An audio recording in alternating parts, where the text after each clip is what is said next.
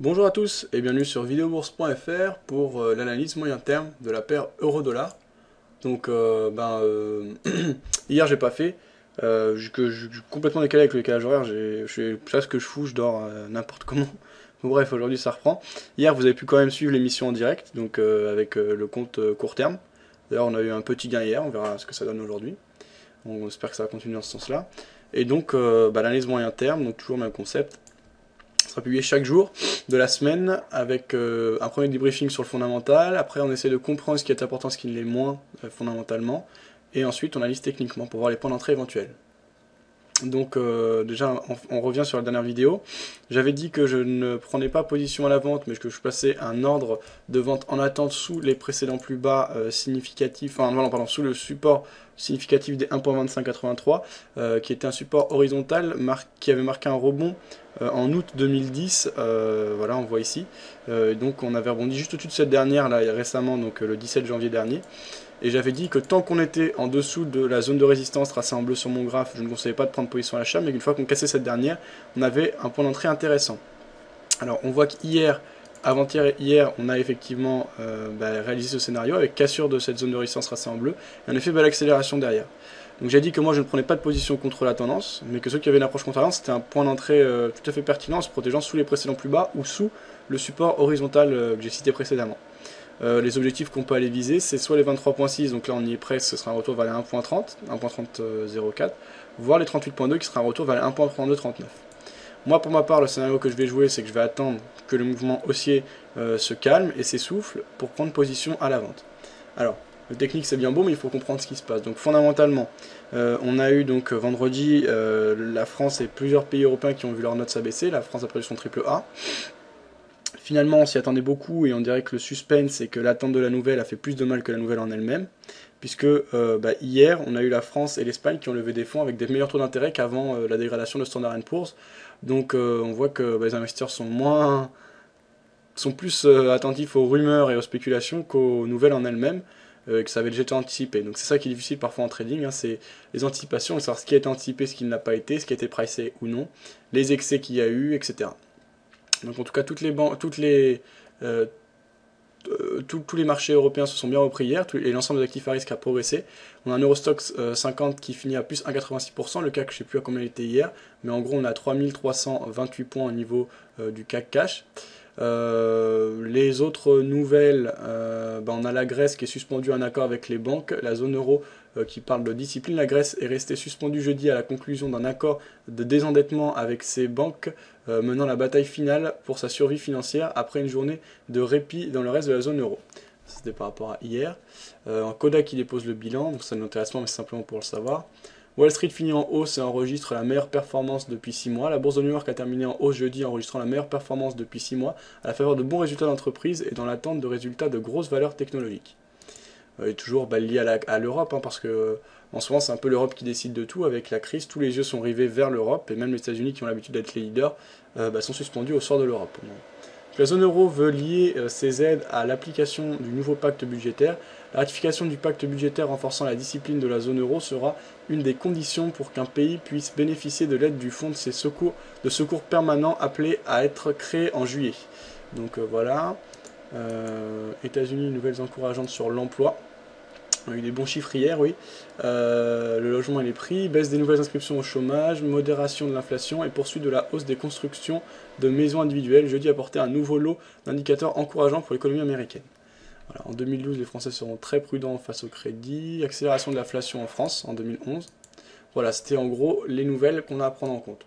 Donc on va dire qu'on est dans un climat un peu de détente. Alors ça ne règle pas les gros dossiers, hein, parce que par exemple l'effacement de la dette grecque ou l'abaissement de la note de plusieurs pays européens qui soulignent leur état délicat malgré de nombreuses réformes amenant à plus de rigueur qui ont été engagées, ça indique quand même qu'on reste dans un climat tendu, et c'est pour ça que je traderai, je pense, ça m'incite, ça m'encourage plutôt à ne trader que à la vente pour le moment l'euro, puisque pour le moment on n'a pas réglé les problèmes. On a une phase de détente, c'est donc pour moi logique qu'on ait une phase de rebond actuellement et qu'on soit sur 4 journées de hausse consécutives sur l'euro face au dollar. Maintenant, on reste dans un climat tendu par rapport à l'Europe. Oui, alors 2 petites secondes. Alors, pardon, je reprends. Oui, donc le rebond aussi bien techniquement, puisqu'on a vu une grosse phase d'accélération baissière depuis le 27 octobre, sans phase de correction, que fondamentalement est justifié. Mais pour moi, ça ne remet pas en question le contexte de fond, et donc c'est pour ça que j'aurais le scénario suivant, attendre l'essoufflement de la part des acheteurs. Une fois que les vendeurs me prouveront qu'ils sont capables de reprendre en main le marché, sur une figure de retournement, je prendrai position à la vente. Si ça se passe sur le 23.6, ça passera sur le 23.6.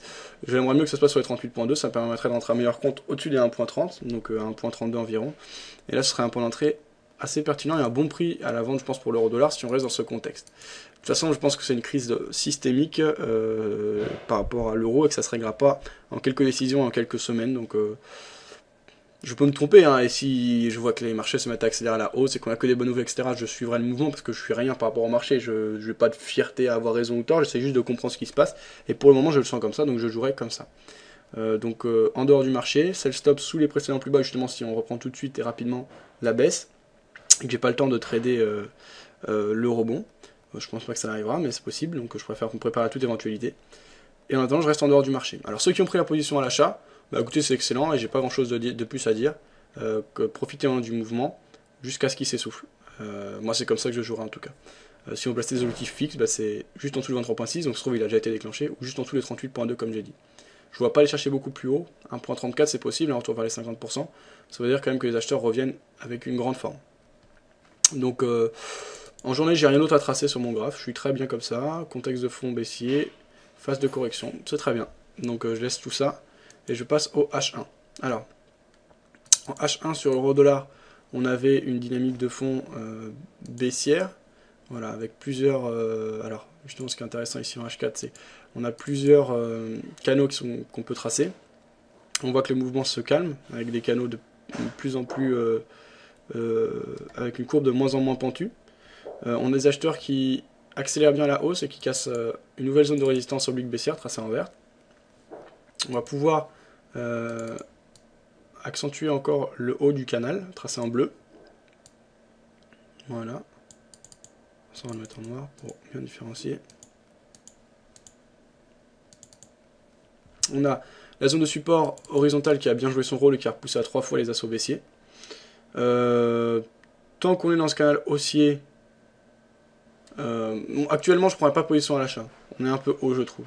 Si on veut jouer à moyen court terme, c'est-à-dire sur un jour ou deux, je pense que maintenant il faut attendre une petite phase de correction, comme un éventuel pullback, là si je reprends au journalier, ce qui serait éventuellement possible, soit sur les 1.2866 qui est un ancien support qui aurait pu jouer un rôle de résistance, qui l'a joué un petit peu, soit vers la résistance oblique baissière qui conduisait le mouvement, qui a été cassée. Donc c'est souvent qu'après on revient prendre appui. Donc on verra ce qu'il en est. En tout cas, ouais, j'attendrai une phase de rebond, au moins à moyen terme ici en H1, un retour vers le support oblique haussier tracé ici à court terme, pour prendre position sur phase de rebond dans le sens du mouvement. Mais prendre position maintenant, sans prendre position en cours de mouvement, ça me plaît pas. Autant si on prend une position sur cassure de la résistance oblique baissière, ou oui, c'est ça en fait, c'était la meilleure chose à faire. Oui, là c'était tout à fait justifié, maintenant c'est un peu tard pour moi. Prendre position à la vente, c'est pas non plus conseillé du tout. On a une force haussière qui est clairement affirmée, et c'est dangereux de prendre position à la vente dans ce contexte. On a à court terme voilà, une pression vendeuse significative, donc on a un petit canal dans le canal, on va dire, encore plus agressif. Si on veut attendre un signal de retournement et qu'on va absolument jouer contre la tendance, ce que je ne conseille absolument pas, au moins attendre la cassure de ce support oblique haussier, hein, en noir. Ce sera un premier signe de faiblesse de la part des acheteurs. Mais je conseille absolument pas de... Enfin, conseil, je donne pas de conseil, mon avis, c'est absolument pas de prendre des positions à la vente. C'est de se concentrer à l'achat sur du moyen terme, d'attendre par exemple une phase de repli pour prendre position à l'achat et continuer à profiter du canal haussier. Si on en vient à casser à la baisse le support oblique qui est tracé en bleu, qui a conduit le mouvement depuis les plus bas donc, du 16, donc de vendredi, une prise de position à la vente court terme pour jouer le pullback vers l'ancienne résistance oblique baissière qu'on voit en bleu ici sur le graphe, donc sur mon graphe en H1 elle est en noir, serait relativement justifiée. Ce ne serait pas justifié, non. Moi personnellement je ne prendrais pas, comme je dis, sur du moyen terme je reste à l'achat, sur du long terme je reste à la vente, mais j'ai pas l'occasion pour le moment. Mais sur du moyen terme on pourrait éventuellement prendre position à la vente pour pas aller sur ce ralliement. Mais pour moi c'est risquer beaucoup, avec pas spécialement un grand intérêt pour le moment, donc même si le contexte de fond reste tendu, on a des bonnes nouvelles en ce moment, on est plutôt dans une phase de rebond, d'après ce que je comprends de la psychologie du marché, donc moi je ne me risquerai pas à des prises de position à la vente si rapidement.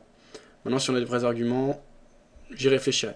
En tout cas, on va pas faire trop d'anticipation, simplement. On est actuellement dans la partie haute du canal haussier. Si on est déjà en position à l'achat, pourquoi pas laisser courir. Hein, j'ai dit les objectifs sont à 23.6 ou 38.2. Si on n'est pas encore en position, je ne conseille pas d'entrer maintenant, mais je conseille pas non plus enfin, je conseille rien. Mon avis n'est pas de rentrer maintenant, et mon avis n'est pas non plus mon avis n'est pas de rentrer à l'achat maintenant, mais il n'est certainement pas de rentrer à la vente. J'attendrai une phase de repli pour prendre position à l'achat à meilleur compte et tenter de parier sur une poursuite de la phase de correction. Après, il faut aussi être convaincu fondamentalement que ça va aller mieux. Moi, je ne suis pas spécialement. C'est pour ça que je me concentre sur les positions à la vente et j'attends que ce mouvement haussier s'essouffle. Alors, en M1, c'est un peu trop court. On va passer en M15.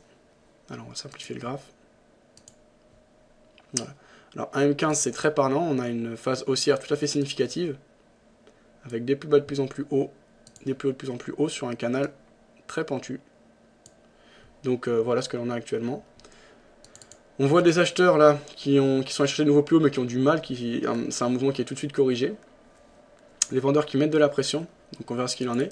À court terme, en cas de cassure de ce support oblique haussier, on aura une phase de correction potentielle assez intéressante. Donc pour l'intraday, sachant qu'on est sur une dynamique de fond qui reste baissière malgré les 4 jours haussiers cette semaine, en cas de cassure de ce support oblique haussier, on pourrait avoir un point d'entrée intéressant pour parler sur un ralliement des 23.6 voire des 38.2.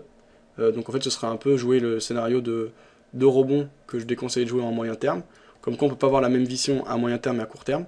À court terme en revanche, au vu de la force du mouvement qu'on a eu et sachant que la dynamique de fond est baissière, ça ne me choque pas que quelqu'un prenne une position sur cassure du support oblique haussier tracé en noir pour parier sur un ralliement des 23.6 voire des 38.2, c'est-à-dire retour vers les 1.2844 ou 1.29 pour les 23.6. En se protégeant au-dessus des précédents plus hauts. Ça permet d'avoir, c'est une approche contrariante, ça j'en suis tout à fait conscient, mais ça permet d'avoir un ratio gain-perte tout à fait supérieur à 1, dans le sens de la tendance de fond. Donc pour moi c'est un trade qui peut être justifié, donc sur un signal technique intéressant et important, sur un contexte fondamental qui reste tendu malgré une détente ces derniers jours. Donc en intraday, voilà ce que ça donne. Alors, pour conclure, parce qu'il y a beaucoup de choses qui ont été dites, on va faire le point sur chaque unité de temps. Donc journalier, je suis en dehors du marché puisque je me concentre sur les positions à la vente. On est en phase de correction, j'attends que cette phase de correction s'essouffle pour reprendre une nouvelle position à la vente. En H1, ou sinon j'ai un sell stop placé sous les plus bas, le support horizontal des 1.28,